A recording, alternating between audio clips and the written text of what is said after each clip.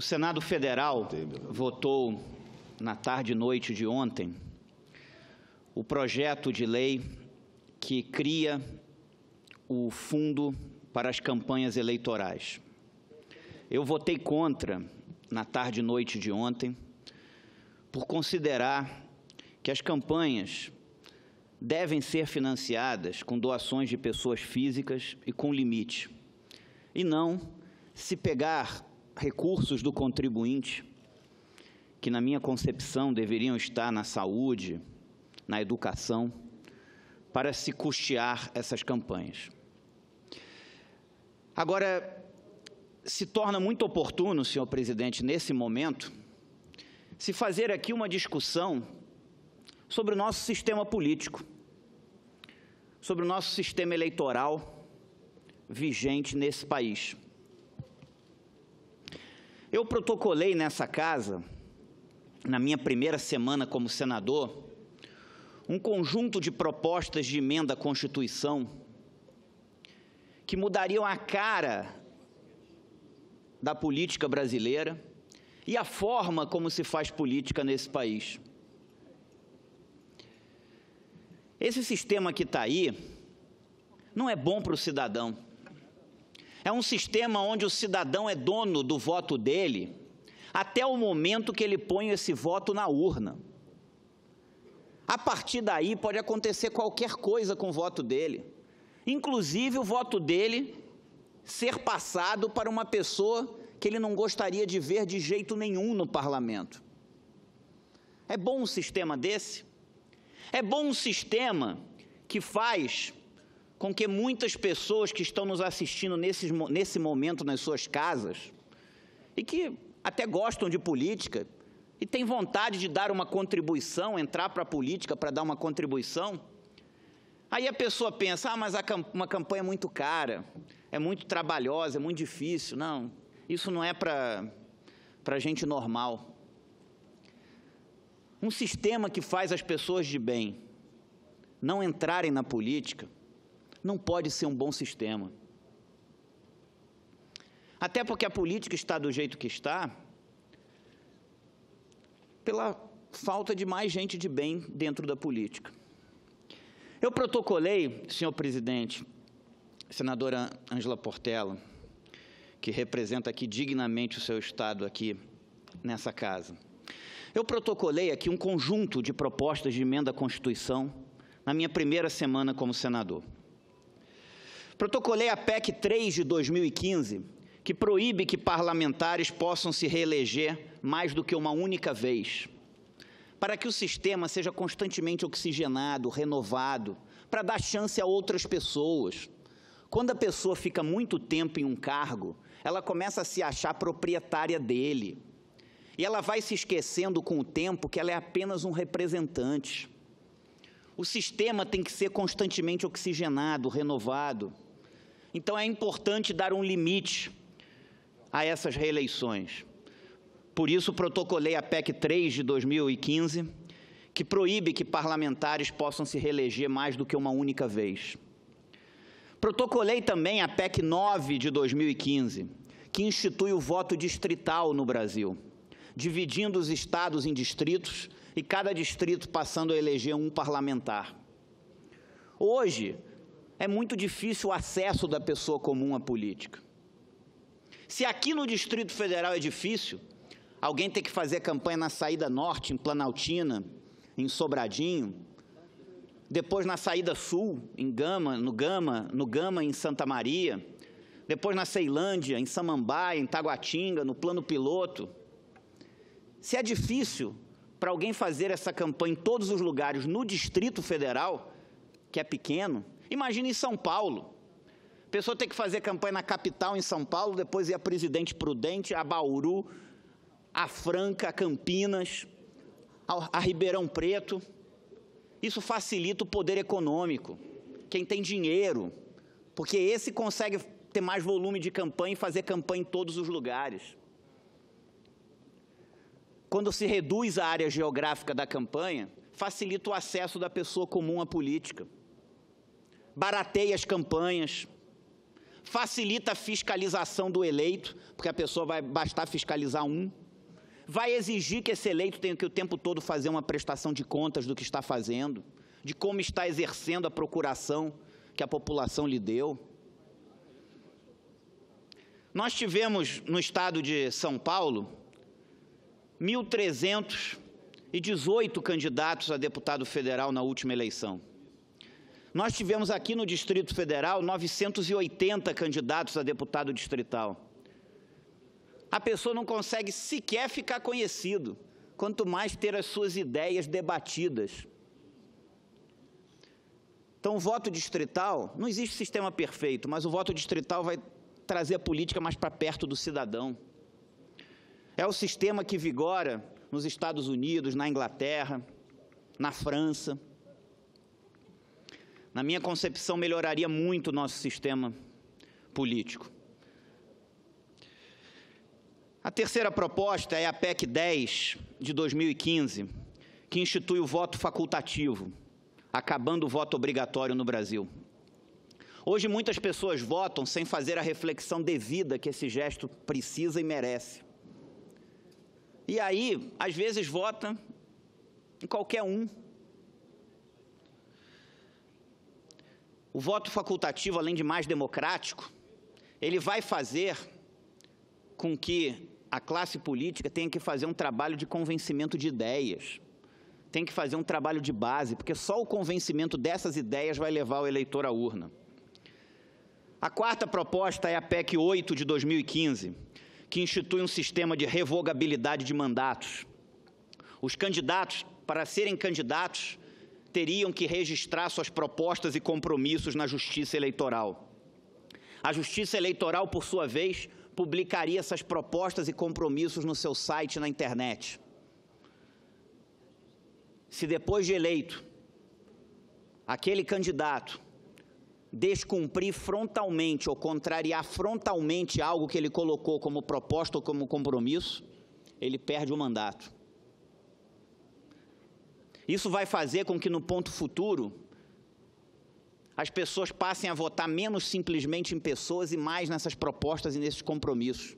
Porque o eleitor vai ter a garantia legal de que, se o seu representante não honrar aquilo, ele vai perder o mandato.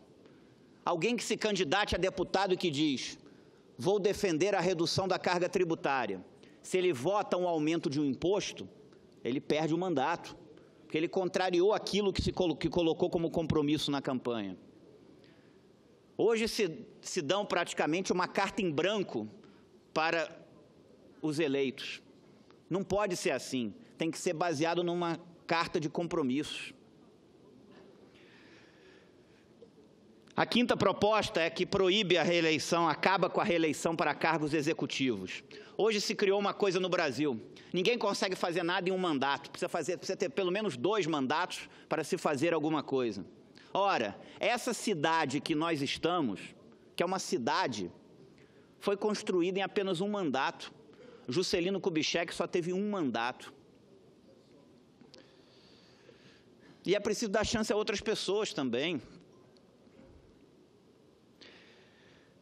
Outra proposta que eu protocolei aqui é a PEC 6 de 2015, que permite que as pessoas possam ser candidatas sem filiação partidária, que possibilita o surgimento de candidaturas avulsas no Brasil, como existe em vários países do mundo. Se o Congresso Nacional tem que representar a diversidade de pensamento que existe na sociedade brasileira, e se na sociedade brasileira uma grande parcela da população não acredita em partido político nenhum, é justo e democrático que essas pessoas também possam exercer a sua cidadania plena, que não é só votar, mas também serem votadas. Por que não? Cabe ao eleitor decidir quem ele quer votar, quem ele quer eleger. Me parece que a possibilidade de candidaturas avulsas é mais justa, mais democrática. E cabe ao eleitor decidir. Se alguém quiser se filiar a um partido para ser candidato, acreditar num partido, muito bem. Se a pessoa quiser ser candidato sem filiação partidária, ela tem que ter esse direito. E cabe ao eleitor decidir se quer votar nessa pessoa ou não. Outra proposta é a PEC 5 de 2015, que proíbe que uma pessoa se eleja para cargos legislativos e depois vai ocupar um cargo no executivo. Hoje, muitas pessoas se elegem deputados, depois vão ser secretários de Estado, vão ser ministros, sem perguntar para o eleitor se ele concorda com isso. O eleitor deu uma procuração para essa pessoa para ela exercer um cargo. E depois ela acha por bem que não quero mais exercer esse cargo não, vou para outro cargo. Vou ser ministro, vou ser secretário de Estado. Pela minha proposta, a pessoa pode ir, mas para ir tem que renunciar ao mandato. Não pode ir e depois voltar, e depois ir de novo, depois voltar de novo, nessa promiscuidade brasileira. E não estou propondo nada original. Quando o presidente Barack Obama se elegeu presidente dos Estados Unidos pela primeira vez em 2008, ele convidou a então senadora pelo estado de Nova York, Hillary Clinton, para ser secretária de Estado, que é equivalente a ministro das Relações Exteriores aqui no Brasil. E ela, para ser secretária de Estado, ela teve que renunciar ao mandato de senadora pelo estado de Nova York. Então, não estou propondo nada original. Isso é um respeito à vontade do eleitor. E pior, uma série de prefeitos e governadores se utilizam dessa prática para encher as câmaras de vereadores e assembleias legislativas de suplentes, porque aí eles controlam mais fácil. Isso não é bom para a sociedade, não é bom para o contribuinte e não é bom para o funcionamento dessas instituições, como o Poder Legislativo, que tem que ser independente. Protocolei também outras propostas aqui no mandato, como o PRS 52 de 2015, que tipifica como quebra de decoro parlamentar o ato de um parlamentar indicar pessoas para cargos no Executivo. Hoje, isso se tornou uma prática no Brasil. O tempo todo, os parlamentares indicam cargos no Executivo. O que acontece? Muitas vezes os parlamentares votam não pensando na sociedade, no que é melhor para o cidadão, para a população. Eles votam se aquilo vai beneficiar ou prejudicar um governo. Então, se ele tem cargos, ele vota favorável, se não tem, não vota favorável. Esse tipo de prática, eu fui deputado distrital, federal e senador e nunca tive um cargo nomeado em governo nenhum, nem local, nem federal, justamente para cumprir o meu mandato com independência, em respeito ao eleitor que votou em mim.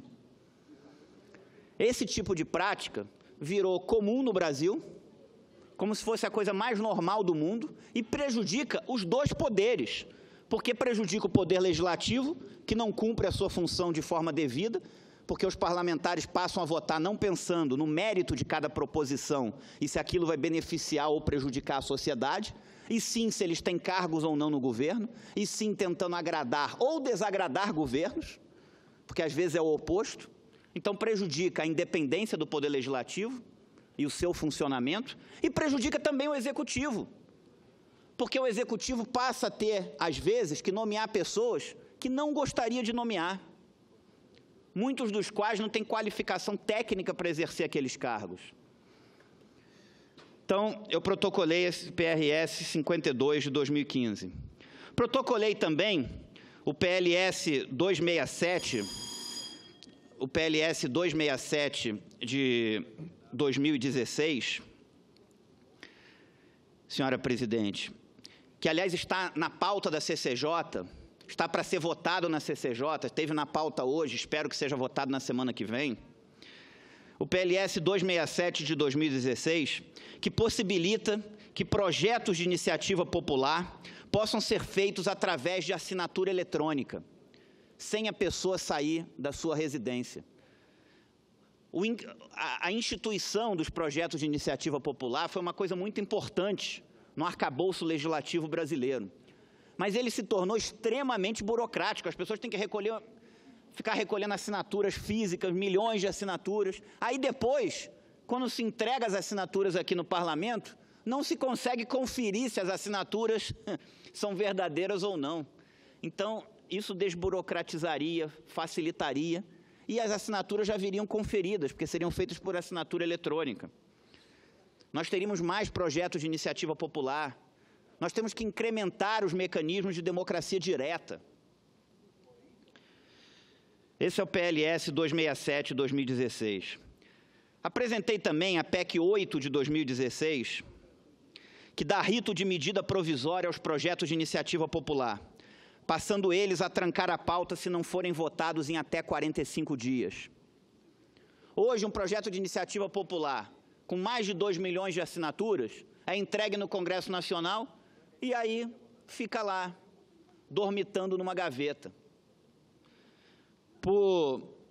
Por essa minha proposta de emenda à Constituição, os projetos de iniciativa popular passariam a ter rito de medida provisória, passando a trancar a pauta se não forem votados em até 45 dias. E essa PEC, senhora presidente, foi aprovada na CCJ. A CCJ, a Comissão de Constituição e Justiça dessa casa, aprovou essa minha proposta e só falta o plenário votá-la. Espero que seja colocada em pauta e que seja votada aqui nesse plenário. Apresentei outras proposições também nessa área de reforma política e de funcionamento do Poder Legislativo, como o PRS 6 de 2015, que reduz a verba dos gabinetes para assessores para menos da metade que é hoje, e o número máximo de assessores por gabinete de 55 para apenas 12, assim como eu fiz no meu gabinete desde o meu primeiro dia aqui como senador. Apresentei também o PRS 47 de 2015, que acaba com a verba indenizatória dos senadores, assim como também fiz no meu gabinete, no meu primeiro dia como senador. Penso que essas são medidas que visariam a melhorar o nosso sistema político. Nós teríamos um sistema eleitoral mais justo, com mais acesso para a pessoa comum, para o cidadão comum que quisesse participar da política.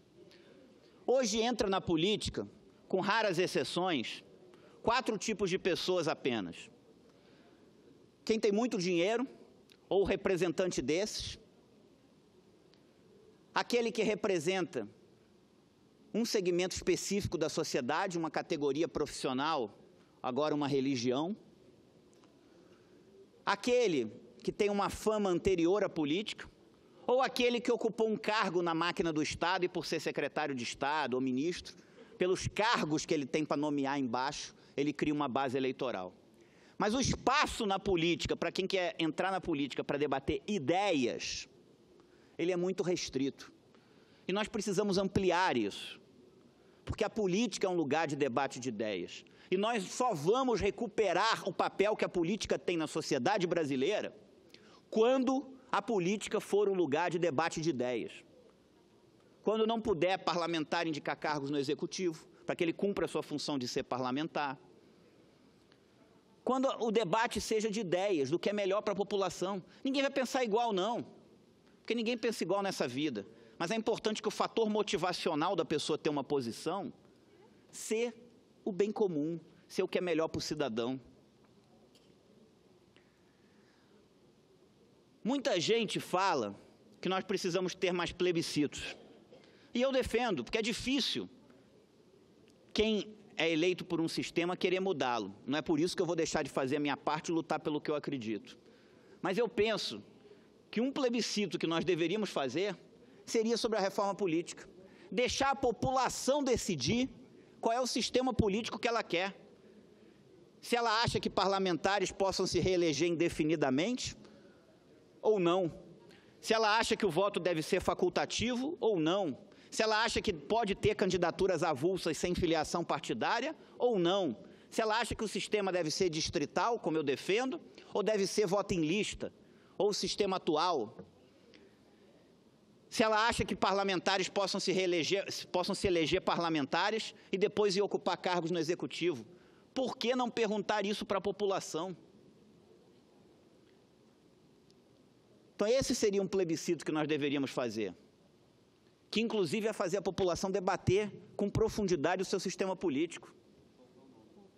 Aí alguns falam, mas a população não vai conseguir debater isso. É um tema muito complexo. Ora, será que acham a população tão ignorante assim? nós precisamos fazer uma reforma política profunda. E reforma política não é aprovar um fundo para custear a campanha. Reforma política é algo muito mais profundo. Eu gostaria que essas minhas propostas fossem votadas aqui também no Parlamento. Se não forem aprovadas, faz parte do processo democrático. Mas não serem votadas é que eu considero muito grave.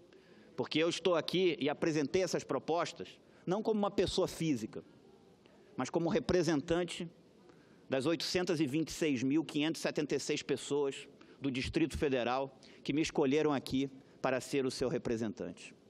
Gostaria que essas propostas fossem analisadas e votadas, independente do resultado. Agora, se nós não fizermos uma reforma política profunda, as coisas vão continuar do jeito que está. E essa distância que existe hoje entre a política institucional, entre o nosso parlamento e a sociedade brasileira, ela só vai se aprofundar. Muito obrigado, senhora presidente.